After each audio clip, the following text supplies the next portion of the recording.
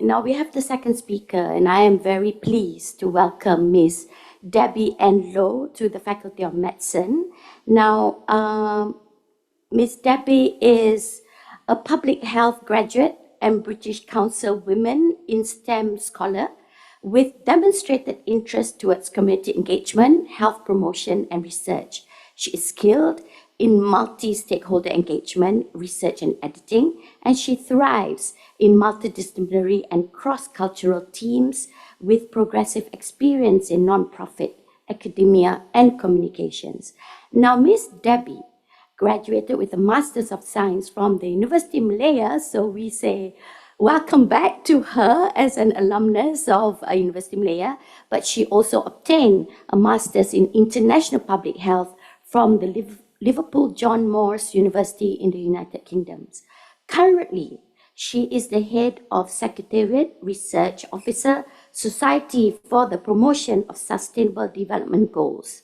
Now, this is a secretariat to an all-party parliamentary group, which is a bipartisan group mandated to localize the SDG effort in parliamentary constituencies around Malaysia. So she's doing a very, very important job to ensure sustainable goals are met and tracked in our country. I was privileged to hear Ms. Debbie spoke about the issues of sexual abuse in Malaysia when she was one of the speakers for a medical society-led event called Gathering of the Great Minds 2024. She is with us again today to talk on an area of concern that we should never forget, which is beyond the shadows and holding space, sexual abuse. Please take it away, Ms. Debbie N. Low. Thank you so much, Prof. Yang. Very good morning to everyone. It's wonderful to be able to be back with all of you. And yeah, let me just get my slides up. And yeah, thank you so much once again for the opportunity to share on this topic that's both dear to my heart as well as important to be discussed, not just in closed doors, but also in public fora such as this. So thank you once again. And I'd like to get into my topic for today, which is Beyond the Shadows and Holding Space on Sexual Abuse. Let me begin by sharing a little bit about my journey. My exposure to abuse began very young. When I was around 11 years old, I witnessed two different accounts of abuse which were physical. One happened in a home of a relative and another was in a public space. And that, as a child, shook me. And every time when I get flashbacks of what I witnessed, it still keeps me rattled, you know. So those images stay with you. As I went into college, interestingly, we had a book review project. And of all books, I happened to pick up this by Waris Diary. So Waris Diary is a Somalian. She's an international model and now advocate and speaker. And in her book, Desert Children, she talked about female genital mutilation. So it's a type of sexual abuse that's cultural, that happened in her country. And that was very eye-opening to me. Especially when it seemed acceptable in certain cultures. And fast forward when I went to Liverpool in 2021 at the Manchester airport, because that's where the flight landed, I saw this poster on one of the pillars, you know, while waiting in immigration queue, and it talked about forced marriage. And I said to myself, oh, how interesting, like that these things are, you know, happening here in the UK. But also equally interesting is, I think, the response to it, to make it known, to make it public, to educate the people around. And during my master's, I had the opportunity to do a module on violence. And I did a placement with Savera UK. So this is a charity which focuses on honor-based abuse. And this gave me some insight into how, as a society, we can approach these sensitive, seemingly taboo topics in a respectful and engaging manner. And so, which brings me to where I am today with the Society for the Promotion of SDGs. The SDGs comprises of 5 different pillars, as you can see across the 17 goals. It includes goals and targets on people, on the planet, on prosperity, on peace and partnerships. And as I begin to consider, where does sexual abuse fit in? And I think we would say that sexual abuses cuts across a few SDGs. For example, good health and well-being. SDG 5 on gender equality, SDG 10 on reduced inequalities, as well as 16 and 17, peace, justice, strong institutions, and partnerships. And all the effort towards the theme of leaving no one behind. So as a society, as a group, we are mandated to localize the SDGs, and part of that work is doing grounded research, conducting focus group discussions with vulnerable grassroots communities in the various parliamentary constituencies nationwide. And we've been doing this since the year 2020. And what we've found, of the many different findings that we've got under 3 pillars, which is social, economical, and environment. Under the social pillar, one finding that emerged was gender-based violence. And this was happening in the northern region of Malaysia, in the central region of Malaysia, in the southern region of Malaysia, and also East Malaysia. So you could say that it is happening everywhere, but oftentimes behind closed doors. And we found that it was happening in minority communities. And why do I say this? Because, I mean, it can happen among any community, but in our findings, because we had our focus group discussions in a group setting, and oftentimes because this is such a sensitive topic, people don't immediately volunteer this information, but as the conversations progress, as the researcher has the opportunity to and feels that it's right, they bring up this question. And we had a few instances when this came up among refugee communities, where some refugee women were sharing of how they would hear screams at night, but they were too afraid to go and help that woman involved in the abuse. And in other areas where we went to do research, we looked at multidimensional poverty. So what this means is really poverty beyond just being income poor, so which means having poor access to education, to health, poor living conditions, being in debt. And there was a question among this minority community that was asked, have you experienced violence or abuse? And slowly, these women with tears in their eyes, they would share their stories. And you often wonder, why are they still in that situation? And we'll come to that later on as I share. And so the finding that we got on gender-based violence, which is a very broad area of violence, actually. So this would constitute physical violence, sexual violence, psychological abuse as well. This gave us an opportunity to do something about it. It gave us an opportunity to connect and to reach out to NGOs in Malaysia that worked among refugee women that specifically focus on gender-based violence. So we were very heartened to know that these refugee women themselves, they were standing in solidarity.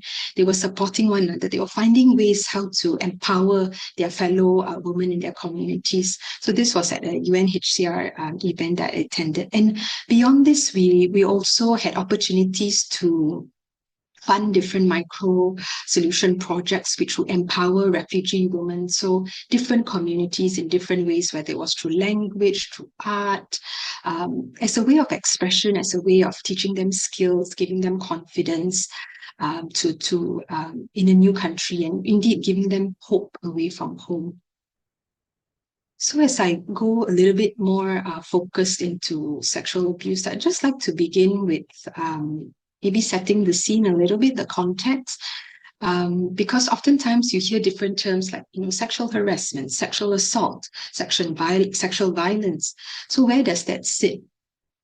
So sexual violence is the umbrella term, which comprises of sexual harassment, sexual assault, sexual abuse. So what is sexual violence? Sexual violence is any sexual activity that happens without consent. So consent here means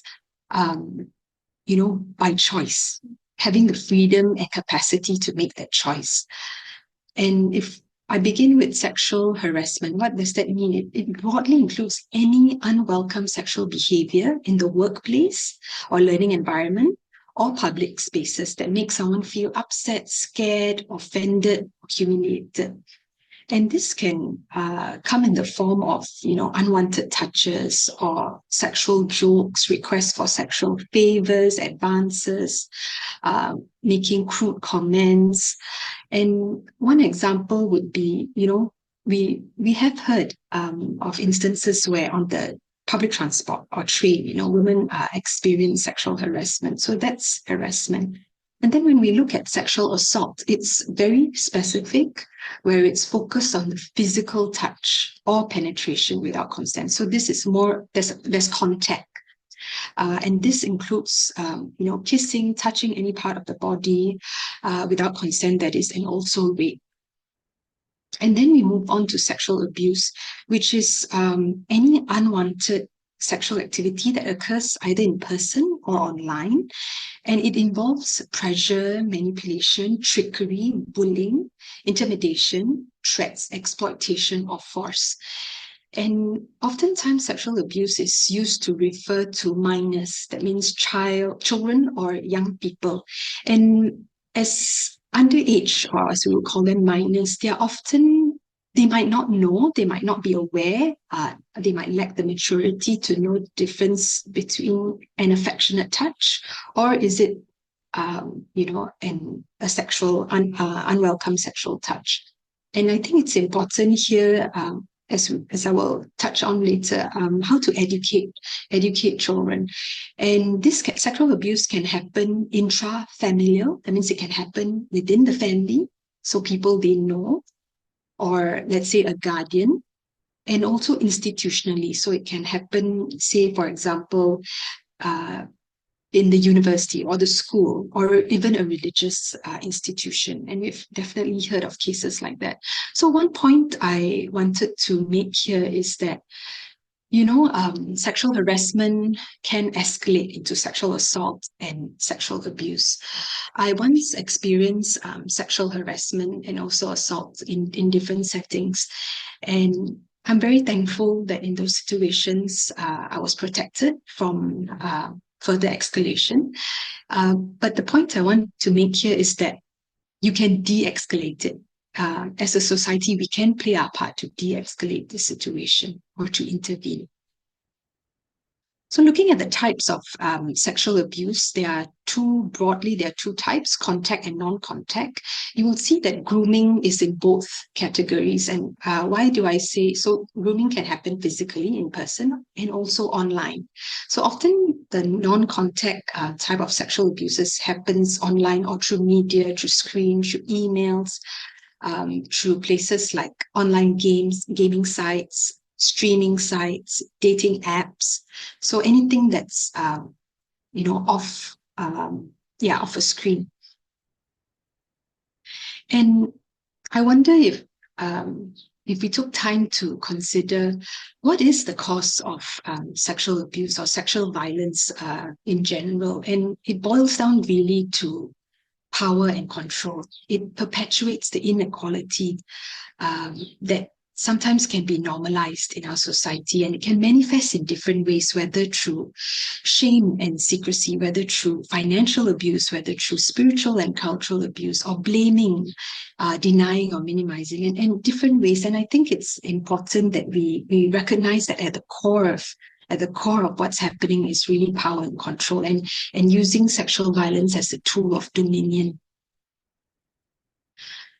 And I often wondered, to my question earlier, why are some women still in that relationship? Why don't they leave? For example, if the woman was the survivor and the perpetrator was a man, why are they still in that relationship? Don't they worry about their kids? But I think in my learning journey as well, as I begin to understand there's such a thing as cycle of abuse, then that gave me a bit more clarity. It first starts with tension building, where the abuser creates some form of tension and the survivor's stress builds as well. And then it leads on into the incident where the abuser lashes out, whether physically, verbally, psychological, or through sexual abuse, to dominate, again, the survivor. And thirdly, you would see this shift to the other spectrum, on one hand, you lash out at this person. On the other hand, the abuser then appears to just like change 180 and, apologize and make excuses. And even gaslighting is common. And sometimes these thoughts come to the mind of survivors. For example, it's my fault. I made him or her angry. Or he's only controlling because he loves me. Or it'll never happen again. He or she will change. And then comes a period of calm where things become peaceful or maybe even better than before. But the truth is, this calm stage doesn't last for long because then the cycle repeats. So you're caught in this vicious cycle of abuse. And so understanding this, I think for me personally, it helped me to withhold judgment and also to learn to hold space for this woman because I'm not in their situation and I need to be more sympathetic and in fact not just sympathetic but more compassionate towards them. So in Malaysia, these are some of the statistics released by the CID, the Royal Release, where sexual abuse, for example, and harassment victims from 2021 to 2023, we see a rise, not just among the females, but if you notice also among the male victims. And out of the thousands that go reported, bearing in mind that there may be many that are unreported, only a certain percentage of cases get charged in court because sexual abuse and sexual harassment are by law a crime. So that's sort of like, an overview of the prevalence in Malaysia. And who are affected? I think behind every digit, really, behind every number is a person, is a life. And who are these people that are being affected? These can be women and girls from various ethnicities, various backgrounds. And as I pointed out earlier, also men and boys can be survivors of sexual abuse or sexual violence. People with disabilities and the elderly are often most vulnerable because often they may not be able to defend themselves. So whether they are hearing impaired or have speech delay or are even visually impaired, they're often caught in very vulnerable situations as are the elderly. And here I wanted to bring up a point on intersectionality, which simply means the interconnected nature of things like ethnicity or race, age, religion, sexual orientation, gender identity, or disability. And this, when taken together, it creates an overlapping compounding effect on the discrimination that people face. And Armstrong et al. In 2018 wrote about this, where she pointed out this seemingly this silence, in the social science field, where on sexual violence, and she brought it up, and it's one of the most cited papers today, highlighting the intersectional approach that is necessary to sexual violence, especially women of color. And so I think as a society, it's important, whether we come across happen to come across cases like this, to, for a moment, try to put yourself in that person's shoe and beyond the incident that they've gone through, to also think of, the other determinants, I would say, or the other factors that compound what they're going through. And so the effects of sexual abuse can manifest in different ways. Physically, the person may be having headaches or feeling very tired or going through a lot of stress. Emotionally, experiencing things like, for example, shame and humiliation, embarrassment. Psychological effects would include depression, anxiety, even at times having suicidal thoughts. Socially, the person may be withdrawn. And you might also be able to observe some work-related change in their performance. For example, maybe they're not able to focus very well, or the quality of work has dropped. And I think as a society, may we be, maybe increase in our sensitivity towards the people around us, and to lend support, to check in with them when appropriate. So where then can we find help if you know of somebody, or or just keeping this number saved in your phone. I think it's very helpful because you never know when you might come across a case where someone is in that situation of experiencing sexual abuse. So these are some organizations that do very active work in helping sexual abuse survivors. We call them survivors because really they've gone through so much, and they have the courage to keep going, although it's very difficult, and want to, as a society, create that support system for them. So one of these ways are, perhaps sharing the helpline contact numbers with them. So there's Women's Aid Organization, there's Telinita, which is under AWAM. There's also Women's Center for Change, WCC in Penang. They also have a branch, another branch in Penang, which is Pusat Perkhidmatan Wanita. And there's also the Talian Kasih under the Ministry of Women, Family and Community Development. And so beyond intervention, I think what's equally important is also prevention. Here you'll see on the screen, WCC does a good job in having materials that anyone of any age can use to conduct education or awareness campaigns or sessions, or even just have conversations. There's one book called Yusri dan Rahsianya, about a boy and his secret. And his secret is actually that he experienced harassment, while playing football and in the context he was mixing around with. So that I felt was a very good angle because it also brings to light how, again, men and boys can be in that perpetrator-survivor relationship in terms of sexual abuse.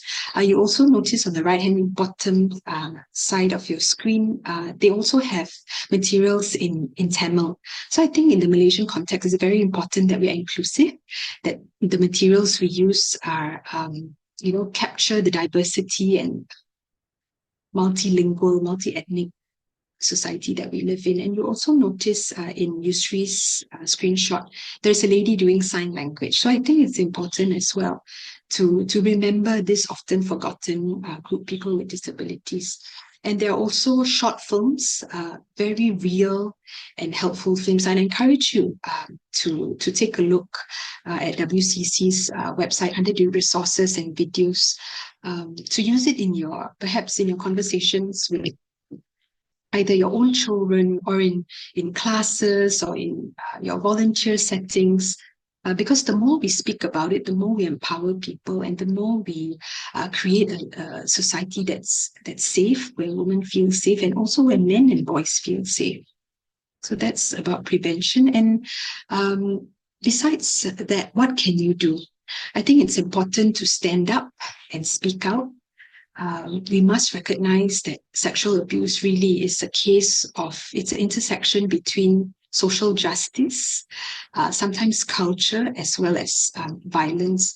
And we need to, as a society, again, no matter your profession, no matter your ethnicity, to stand up for what is right and to speak out.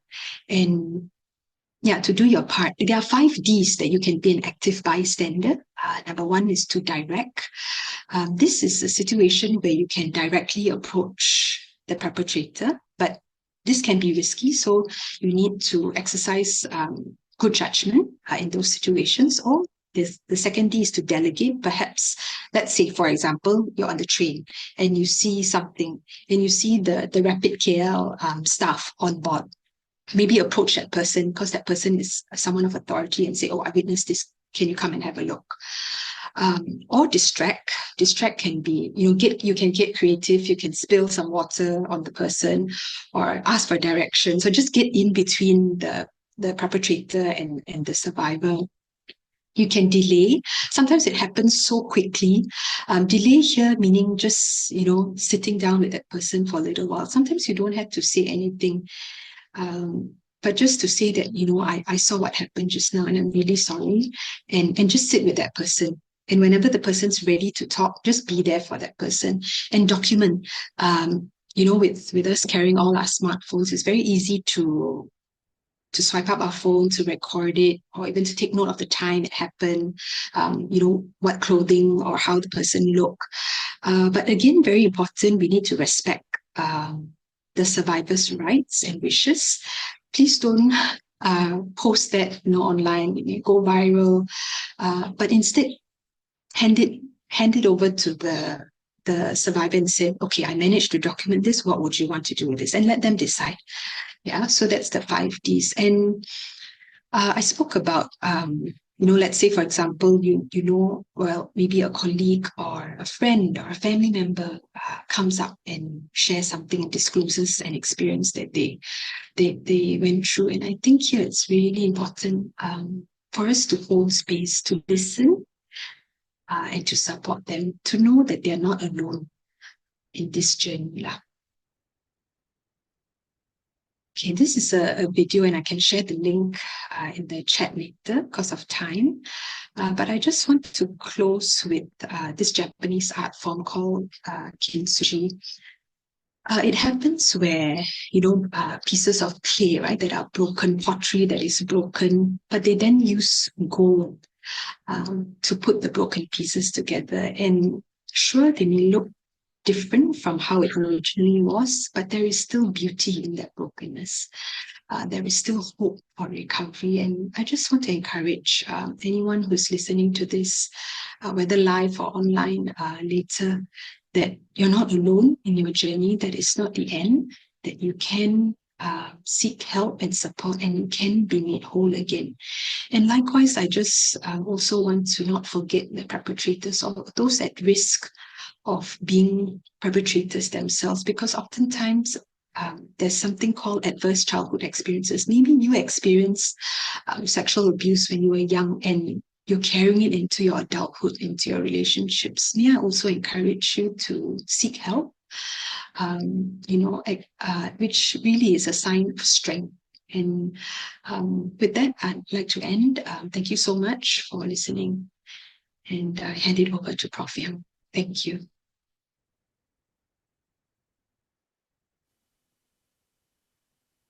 Thank you very much, Debbie, for sharing that very powerful session, I feel, which I'm sure just skims the surface of what's happening in the shadows, but at least I think we are trying very hard to bring it out of the shadow and have a discussion about it this morning. Already there's questions for you, Debbie. I think this is a topic that a lot of us we feel that it's very important. We want to help, but sometimes we too do not know how to, how to not direct contact, but how is it that we can advise people in this situation, or even if we ourselves face this situation. So the first question, described as a hypothetical situation. For example, if a person is in charge of a health facility and there's a case of sexual harassment or assault, which described as unwelcome touching in a public setting, and victim survivor here in this case refuses to escalate the issue and refuse to report, and you yourself heard it from a second-hand source.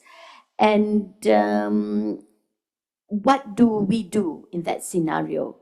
And the survivor is an adult, meaning you hear about it, you have managed to at least document that it actually happened. And yet, you remember you were saying about being silent, sometimes just being with the survivor, but sometimes I think you feel as if I need to do something more. So what would you suggest or advise in this case? Sure. Thank you for that question. I think in this situation, it's important to respect the victims, or well, I would say survivors' wishes. In this case, where the survivor refuses to escalate, maybe when the time is right, when you find an opportunity to probably in a private setting, try talking to the person, or if the person is of the opposite gender, have someone of a similar gender sit together with you and find out find out more, like allow the person an opportunity to express themselves, to say what happened. And also, if you're able, maybe again, if the time is right, if the situation allows, if the person is ready, what's holding that person back from escalating the issue? Is it fear? Is it shame? And then trying to perhaps offer support to that person. Would you, maybe the person's not ready to report, but maybe the person might be ready to talk about their emotions and the incident with a therapist or a psychologist. So I think, in short, sometimes I get what this person is saying. You want to do more, you feel you're not doing enough, but I think be at peace when you've done your part to reach out to the person, and allow that person that opportunity to express, and take it slowly from there. Yeah, hope that helps. Yeah. So I suppose the crux of the matter is that you are in a health facility, you're not around the person all the time or around the survivor all the time to continue to give support. But you feel as if this person needs support, and the support has to come from a facility, or perhaps organize needs basically a facility nearer to the person, perhaps. Yeah. I hear what you're saying. It and I'm glad that you mentioned about being at peace, because in the end, even trying to help the survivor, you cannot do it without their consent, because the abuse itself Exactly. happened without their consent. Mm, Them having agency is very important. We can't take that away from them, because already absolutely. the Yes, assault has taken something away from them. So in that's right. trying to help, Mm, we can't do the same.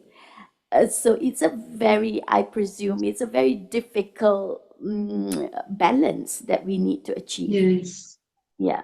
very So delicate as well. it's Yeah. very delicate. So, um, if let's say you're in a health facility and this person comes in and you feel as if this might be the only time that I get to get in touch with this person, would we be able to try and get them to come for follow-ups? Maybe something like that, yeah?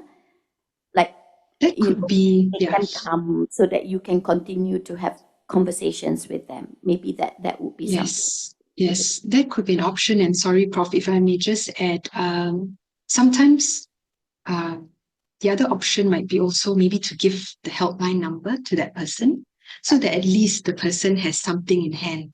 And who knows, there might come a day where that person is like, okay, maybe I'm ready. Then the person can contact. There's someone to refer to. Lah. Yeah. Yes. So, Sharina, who is one of our advocator in this Faculty of Sustainable Goals, especially in recycling and single-use Okay. plastic, and she's working very hard on that. Um, Oh, good. but I think this has also touched her heart. So she says it breaks the heart to know that women, and unfortunately, it's mostly women, go through this in our own backyard.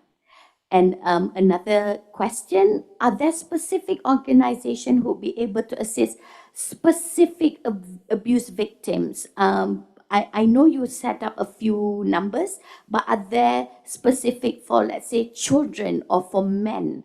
Or can they seek help from the pre-existing NGOs? Yeah, thank you again for that question. Very important question. I know that WAO, although it's called the Women's Aid Organizations, they do have calls coming in from men survivors, and they also have like a refuge and shelter, and they do also cater to male survivors. For children, there are organizations like Protect and Save Children. There's also Childline Foundation. So yes, I feel that they can still seek help from pre-existing NGOs, because oftentimes they would have their networks, which they can refer these specific groups of survivors to. Okay. So next is of perhaps some clarification from Prof. Mary Merritt, who thank you for training the spotlight on this troubling problem and explaining the circumstances in which sexual violence occurs. She would just like to point out the following, definition, and please give your thoughts on this as well, Debbie. The definition of sexual violence needs to contain a caveat that any sexual interaction with a child, irrespective of consent, falls under this definition, as the child may not have the understanding or maturity for informed consent, or the power difference may impair the capacity to consent. And number two, while reporting cases show that a disproportionate number of women are affected, our population-based research indicates that in Malaysia, a similar proportion of males experience sexual violence. Yes. Yes, sure. Thank you, Prof. Thank you, Prof. Mary, for these very important points. I fully agree with you that oftentimes children may lack, like as you said, the understanding or maturity. They may be confused whether that touch is appropriate or not.